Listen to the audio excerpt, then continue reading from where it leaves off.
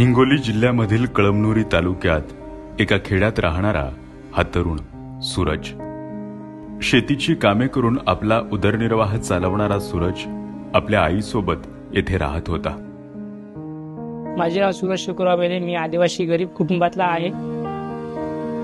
या छोट्याशा सुखी संसारात एक दिवस नियतीची वाकडी नजर पडली। सूरजच्या आईला पोटाचा त्रास सुरू झाला। उलट्या आणि पोटातील कळा थांबेनाच। सूरजने आईला लक्ष्मी लाईफ केअर हॉस्पिटलला ऍडमिट केलं।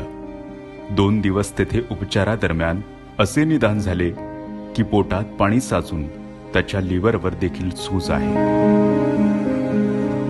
डॉक्टरांनी सोनोग्राफी केली, त्यात त्यांनी पोटात पाणी झालं आणि लिव्हरवर सूज असे सांगितलं। याचा उपचार करण्यासाठी ऑपरेशन करावे लागणार होतं। या ऑपरेशनचा खर्च आणि दवाखान्याचे बिल सूरजला डोळ्यासमोर दिसू लागले। कोणाचाही आधार नसताना आपल्यासारख्या आदिवासी गरिबांसाठी कोण मदतीला येणार असे नकारात्मक विचार सूरजच्या मनात थैमान घालू लागले। तेवढ्यात कोणीतरी सांगितलं की आमदार संतोष बांगर यांना विचारून बघ, ते तुला या संकटातून नक्की मार्ग दाखवतील।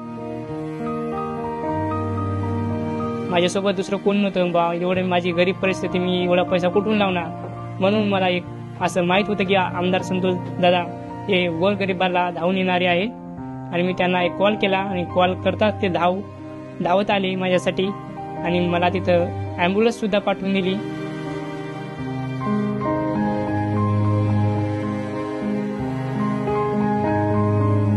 उपचाराचा खर्च सगळा आमदार संतोषजींनी आपली स्वतःची आई समजून केला, परंतु नियतीच्या मनात काहीतरी वेगळंच होतं। उपचार करून देखील सूरजच्या आईला डॉक्टर वाचवू शकले नाही।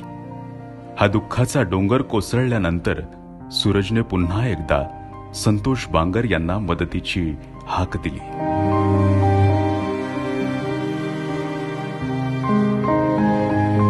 संतोष दादा बांगर साहेब धावून आले आणि त्यांनी ॲम्ब्युलन्स सुद्धा पाठवली आणि आम्हाला खर्चासाठी पैसे सुद्धा दिलेत।